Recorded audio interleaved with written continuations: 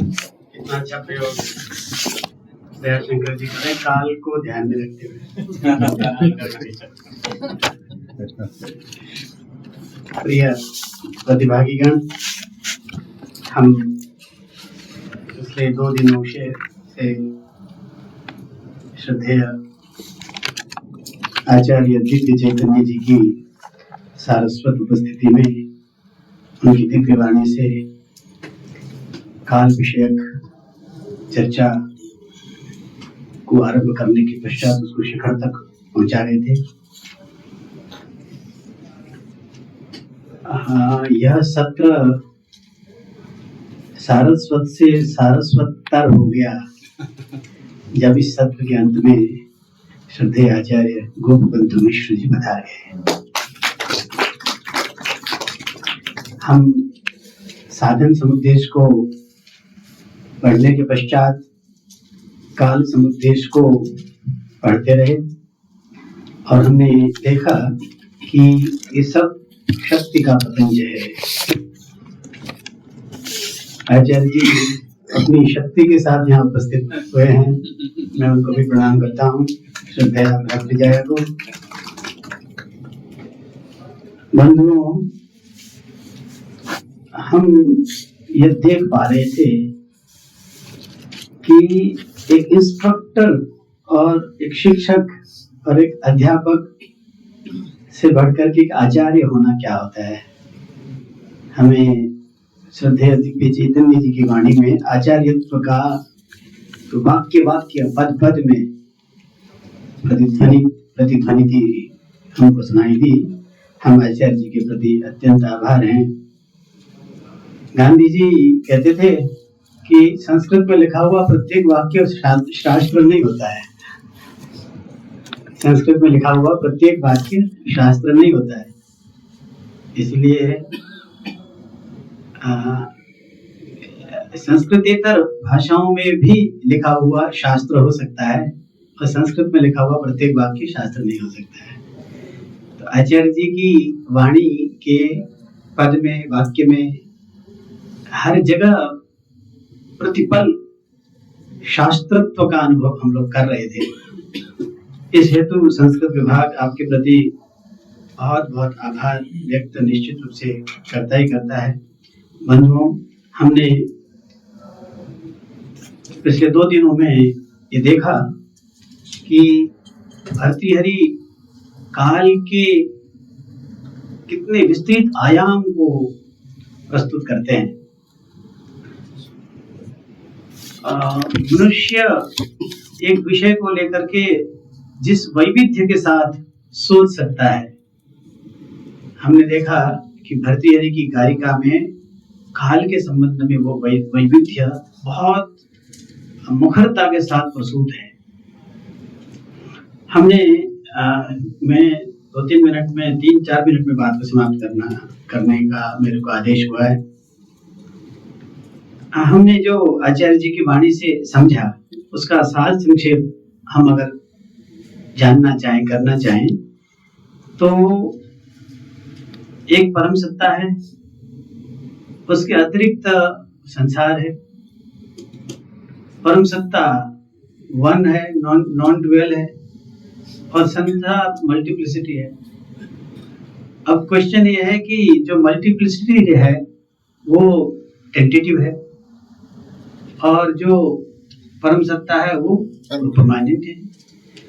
ये जो टेंटेटिव है वो मल्टीपल है और जो परमानेंट है वो वन है।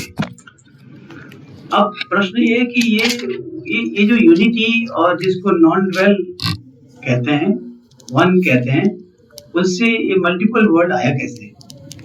तो उसमें लिंक क्या है? तो उसमें लिंक है शक्तियां। तो शक्ति is the link between unity and the diversity. That is the crux of all what is said here. तो अब वो उन शक्तियों में से एक शक्ति काल शक्ति है। अब इसको हमने, जैसा आचार्य जी आपने बताया, काल को अविद्या भी कहा। देखो, अविद्या शब्द सुनते ही हमारा संस्कार दूसरी तरीके से है, इसलिए हमें लगता है कि अविद्या कोई बुरी चीज है। अगर आत्मा का लक्षण, ब्रह्म का लक्षण है सत्यम ज्ञानम, ज्ञानम है ना ब्रह्म, तो जो ब्रह्मेतर जो कुछ भी है वो अदर देन ज्ञान है, इसलिए वो अज्ञान है।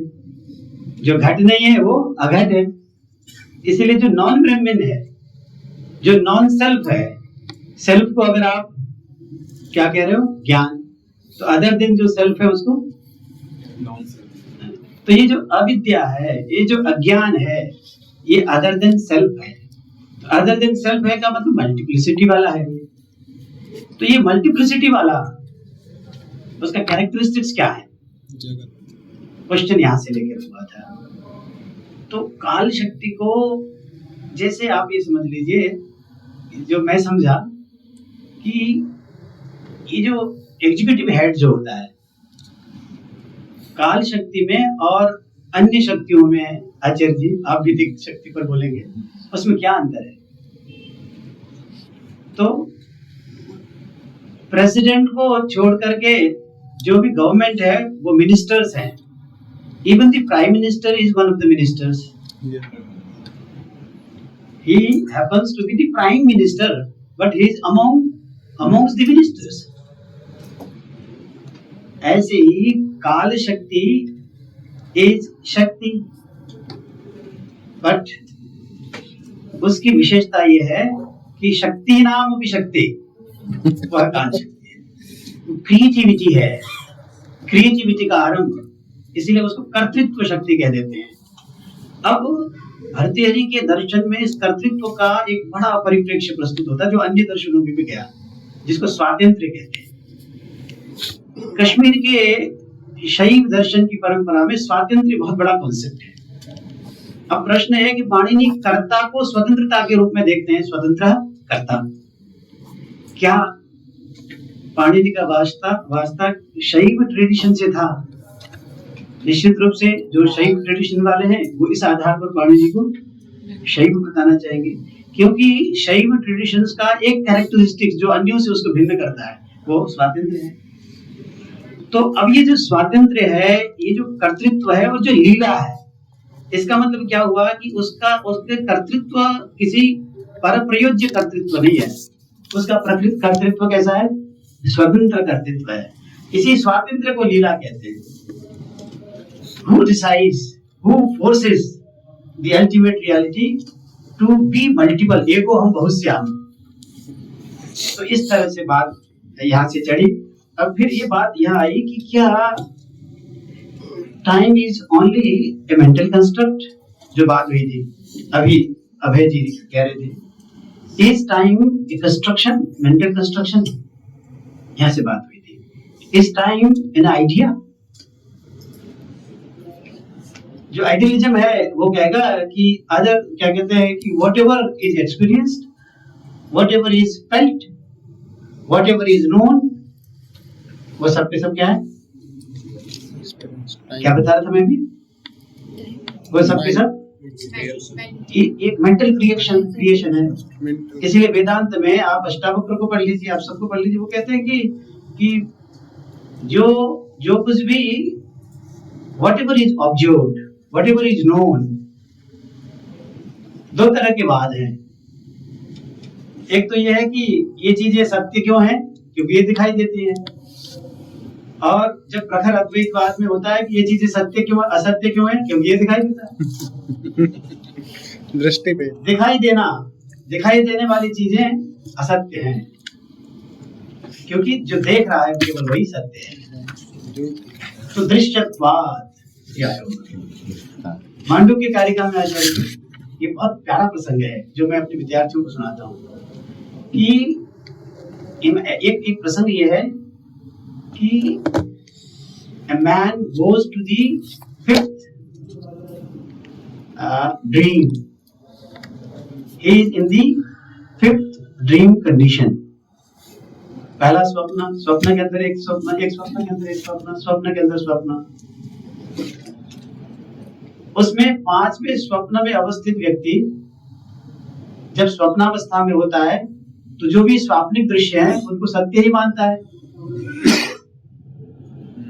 इसको ऐसे कहते हैं कि for a dreaming consciousness the dream world is the real world. When you are experiencing, when you are undergoing the experiences in the fifth dream conditions, the dream world is the real world for you. But when you come back from the fifth dream condition and you are in the fourth dream condition, the all dream world of the fifth state, fifth swapna goes away, disappears. तब आपको पता चलता है कि अरे मैं अभी तक जो कुछ अनुभव कर रहा था वो तो था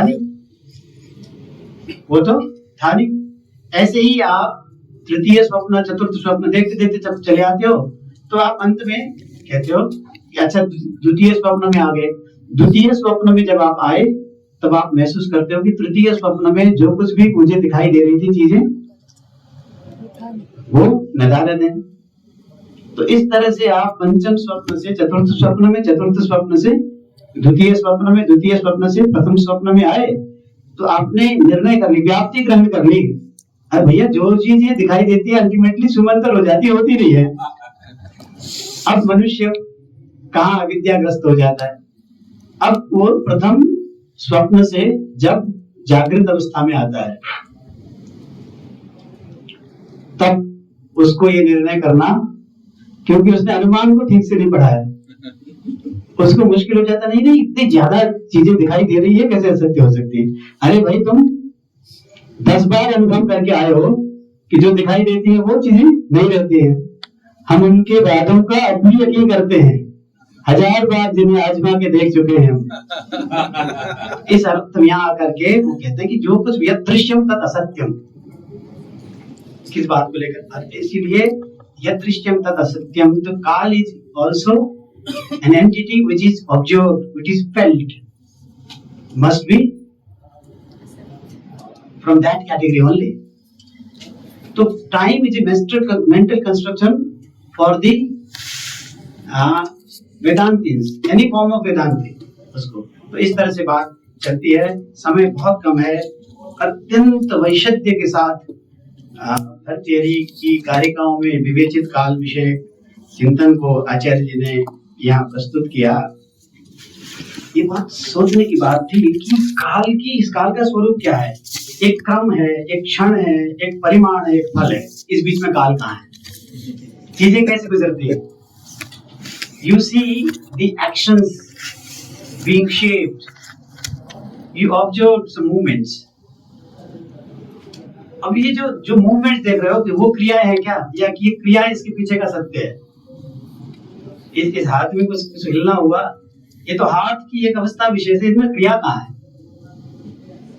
तो आप क्षणों से गुजर रहे हो कि क्षणों की पीठ पर बैठ के चलता है क्या काल, या काल क्षणों को पीठ ले जाता है, ये क्वेश्चन है। अब ये क्रियाएं जब होती हैं तो क्रियाओं का स्वरूप होता है वन बाई दी अदर, है ना, एक होता है। इसलिए अवान्तर व्यापारों में क्रियाएं होती है ना, तो एक व्यापार के बाद दूसरा व्यापार, दूसरा व्यापार के बाद तीसरा व्यापार। क्या इन व्यापारों के बीच में, जैसे आप सब कहते हैं ना कि एक पदार्थ है दूसरा पदार्थ है, एक पदार्थ अभिहित हो गया, दूसरा पदार्थ अभिहित हो गया, अभिहित दो पदार्थों के बीच में जो गैप है उसको आप संसर्ग कहते हो। ऐसे ही दो क्रियाओं के बीच में, दो अवान्तर क्रियाओं के बीच में जो खाली स्थान है, क्या वो काल है क्या, या वो क्रिया है क्या। इस तरह से काल को लेकर के बहुत वैशिष्ट्य के साथ आचार्य जी ने जो विशेष बात बताई सर्कल से, वो कह रहे थे कि देखो भर्तृहरि की समग्र विवेचना को आप उपनिषद को केंद्र में रख करके ही करना चाहिए। भर्तृहरि को कई लोगों ने बहुत कहा, और भर्तृहरि के कारिकाओं को देखते हैं तो प्रत्येक कारिका में वो वेद के प्रति अपनी निष्ठा व्यक्त कर रहे हैं, आगम के प्रति निष्ठा। तो ऐसे में भर्तृहरि ये इसी को संप्रदाय कहते हैं, इसी को परंपरा कहते हैं, इसी को सनातनता कहते हैं कि आप एक वेद में जो कुछ भी है उसी की व्याख्या कर रहे हैं। इसीलिए वेद, जिसको महर्षि दयानंद ने संहिता मात्र को वेद माना, उसके बाद उन्होंने ब्राह्मण ग्रंथों को वेदों की व्याख्या कहा, उन्होंने आरण्यकों के वेदों की व्याख्या कहा, उपनिषद को वेदों की व्याख्या किया। मैं कह रहा हूँ कि वेदों की व्याख्या वहां रुकी थोड़ी है, भर्तृहरि वेद की व्याख्या कर रहे हैं, पतंजलि वेद की व्याख्या कर रहे हैं, वेद की व्याख्या है। एक बात आचार्य जी ने कही शिष्ट की, शिष्टाः विश्वधरादिनी यथोपदिष्टम। अब क्वेश्चन ये होता है कि व्हाट इज ग्रामर, इसको लेकर के बात हुई है। हमारी पारंपरिक मान्यता यह है ना सर कि ग्रामर एक प्रिस्क्रिप्शन है। क्वेश्चन ये है कि क्या व्याकरण धर्मशास्त्र है जो बाबा जी की तरह बताता है ये करोगे तो पुण्य होगा, ये करोगे तो पाप होगा। क्वेश्चन है कि व्याकरण प्रिस्क्रिप्शन है या डिस्क्रिप्शन है। मैं कहता हूं प्रिस्क्रिप्शन भी है, डिस्क्रिप्शन भी है। प्रिस्क्रिप्शन ये है कि भाई अनेक तरह के, अनेक प्रकार के शब्दों से अर्थ की अभिव्यक्ति होती है, तुम्हें इस शब्द से करना है। इसलिए प्रिस्क्रिप्शन और डिस्क्रिप्शन साथ साथ में है। लेकिन आज के लिंग्विस्टिक्स में ग्रामर किसे कहते हैं, कि ग्रामेरियन किसे कहते हैं। वो जो 5 साल का बच्चा ग्रामेरियन है, उसको काल का कॉन्सेप्ट पता है, उसको क्रिया का कॉन्सेप्ट पता है। वे काल, क्रिया, इन्हीं चीजों के बारे में तो व्याकरण जानता है। और क्या जानता है? व्याकरण क्रियाओं को जानता है। मुझे किसी ने कहा कि ये व्याकरण लोग क्रिया को मुख्य क्यों मानते हैं। बोले खाएगा क्या नहीं तो क्योंकि क्रिया कारक का प्रयोग क्रिया करने के लिए करना होगा, व्याकरण क्रिया को मुख्य मानेगा। तो 5 वर्ष का बालक को ये पता है कि पास्ट टेंस की क्रिया को कैसे बोला जाता है, प्रेजेंट टेंस की क्रिया को कैसे बोला जाता है। वो काल का भेद उसके अंदर आ गया है और उसके बाद वो एक completely grammatically well constructed sentence बोलता है। तो 5 साल का बालक एक समग्र व्याकरण है। तो कहते हैं व्याकरण किसे कहते हैं कि 5 साल के बालक के उस ज्ञान को, जिस ज्ञान से संप्रेषित होकर के वो fully grammatically well constructed sentence का उच्चारण कर रहा है, तो वो नॉलेज जो है ना वो व्याकरण है। आजकल चर्चा चलती है काव्यम क्यों, कोई कह रहा शब्दः काव्यम, अर्थः काव्यम, कोई कह रहा शब्दार्थो काव्यम, एक आचार्य ने ज्ञानम काव्यम, ज्ञानम काव्यम। तो मैं कहूं ज्ञानम व्याकरण। हाँ, शब्द व्याकरण है या अर्थ व्याकरण है, इसकी चर्चा चलती है ना। क्यों को ना, क्या है व्याकरण का लक्ष्य लक्षण व्याकरण। मैं कह रहा हूँ न तो लक्ष्यम व्याकरणम, न तो लक्षणम व्याकरणम, ज्ञानम व्याकरणम, ज्ञानम व्याकरणम, है ना। तो इस तरह से तो आचार्य जी ने बहुत अच्छे संदर्भ उठाए, जिन संदर्भों में से एक संदर्भों को लेकर के बहुत लंबी चर्चाएं हो सकती हैं। हम आचार्य जी की वाणी में जो जिस तरह से एक निर्द्वंद्वता देखते हैं, स्पष्टता, क्लैरिटी, आचार्य की क्लैरिटी होती है हर चीज में। और ये क्लैरिटी केवल प्रतिभा से नहीं आती है, श्रम से आता है। इसीलिए प्रतिभा को श्रम के सम्मान से आगे बढ़ाना चाहिए होता है। ये आचार्य जी का संदेश है साथ साथ में। तो मैं आचार्य जी की प्रतिभा को, आचार्य जी के श्रम को, आचार्य जी की इस निर्द्वंद्व सारस्वत उपस्थापना को प्रणाम करता हूँ। संस्कृत विभाग दिल्ली विश्वविद्यालय की ओर से हमारे छात्रों को आपसे आज परिचय हुआ, हो सकता है आपको परेशान करेंगे हमारे छात्र। तो मैं आचार्य जी की ओर से आप सब प्रतिभागी भागियों को सारस्वत चिंतन के लिए हमेशा के लिए आमंत्रित करता हूँ। जब मैं आचार्य जी की कृपा संस्कृत डिपार्टमेंट दिल्ली विश्वविद्यालय के ऊपर आरंभ हुई है और यह कृपा बढ़ती चली जाएगी। और आचार्य जी संस्कृत डिपार्टमेंट के प्रति, दिल्ली विश्वविद्यालय के प्रति कृपावान है। ये आचार्य गोपबंधु मिश्र जी जैसे आचार्य के सानिध्य में, साक्ष्य में ये बात हो रही है। मैं दोनों ही आचार्यों को प्रणति पूर्वक कृतज्ञता वाणी से अभिषिक्त करता हूँ। आपका सानिध्य संस्कृत विभाग दिल्ली विश्वविद्यालय को निरंतर मिलता रहे। ऐसी ही सारस्वती प्रस्तुति दिल्ली विश्वविद्यालय संस्कृत विभाग में होती रहे और ऐसी ही वाणी यहाँ बहती रहे। बहुत बहुत धन्यवाद।